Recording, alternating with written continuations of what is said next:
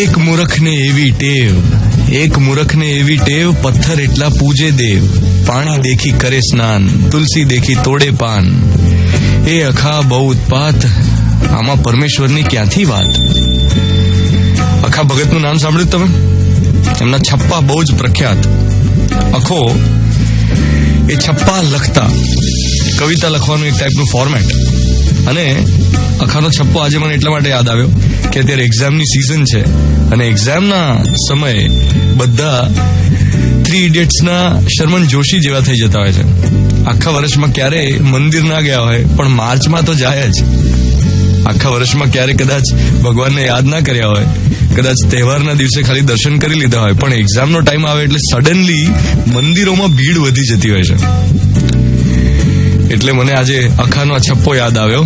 એક મૂરખને એવી ટેવ પથ્થર એટલા પૂજે દેવ. શર્મન જોશી કરે છે ને 3 ઇડિયટ્સમાં.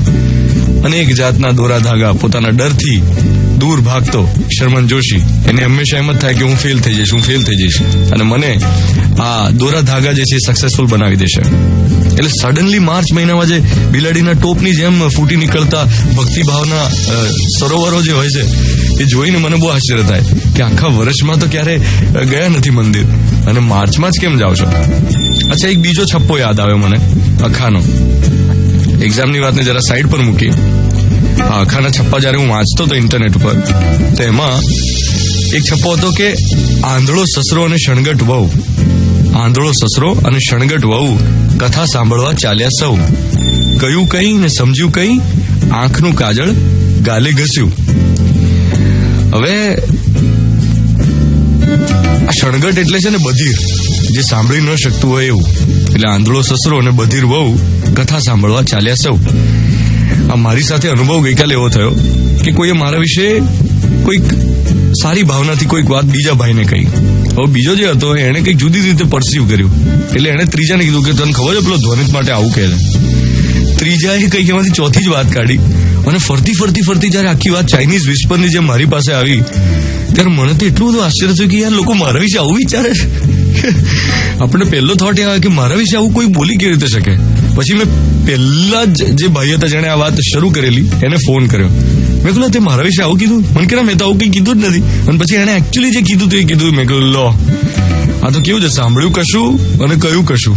આખું વાક્ય જ ફરતા સાવ બદલાઈ ગયું અને આમ જે તમે ધાર્યું ના હોય ને એવો મિનિંગ નીકળે એમાંથી. એટલે આપણે સોશિયલ મીડિયાના જમાનામાં ઘણા બધા આવા થઈ ગયા છે કે પૂરું સાંભળતા નથી. ટેલિફોનિક કોન્વર્ઝેશન હોય તો એમાં ઘણું બધું ન સમજવાનું સમજી લે છે એટલે આંખનું કાજળ ગાલે ઘસે છે અને પોતાના પરસેપ્શનનો વધારાનો મસાલો એડ કરતા હોય છે અને નવા જજમેન્ટ્સ બીજાના વિશે લઈને ફરતા હોય અને એને કારણે સિચ્યુએશન્સ અને રિલેશનશિપ્સ એ કોમ્પ્લિકેટેડ થઈ જાય.